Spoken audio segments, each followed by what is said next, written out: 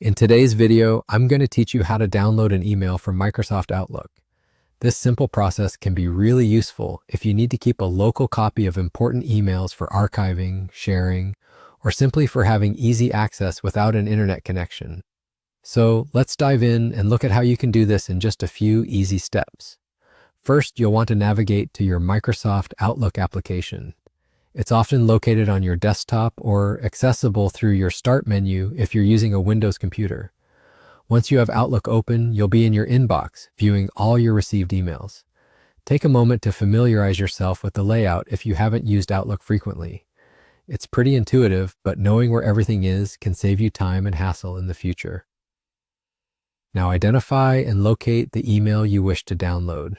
This could be an important message from a colleague, a personal note you've received, or any communication that you deem necessary to have stored locally. Once you've found it, double-click on the email. This will open it in a new window, separate from your main Outlook window. This step is important because the option we need is only available once the email is fully opened in its own window, rather than just being previewed in the reading pane. With the email window open, direct your attention to the menu at the top of this window.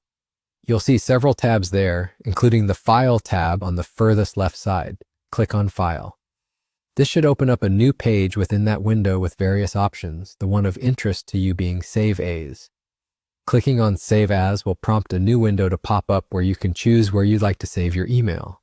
This is where you can navigate through your folder structure and select the exact location where you want to place this downloaded file. You can pick a location that's easily accessible, like your Documents folder or desktop, ensuring that you won't have to dig around for it in the future. Also, here's a little tip. Consider creating an Email Backups folder if you plan on downloading multiple emails to keep everything neat and organized. Once you've settled on the location, you'll notice a field for the file name. Outlook will generally populate this with the email subject, but you're free to change it to whatever makes the most sense to you. Additionally, pay attention to the Save as Type drop-down menu. By default, it should be set to save as an Outlook message format, which is ideal if you need to keep all formatting and attachments intact. After you've confirmed everything looks good, click Save. And just like that, you've successfully downloaded your email from Outlook. This file is now on your computer, safe and sound whenever you need it. I hope this guide was helpful for you.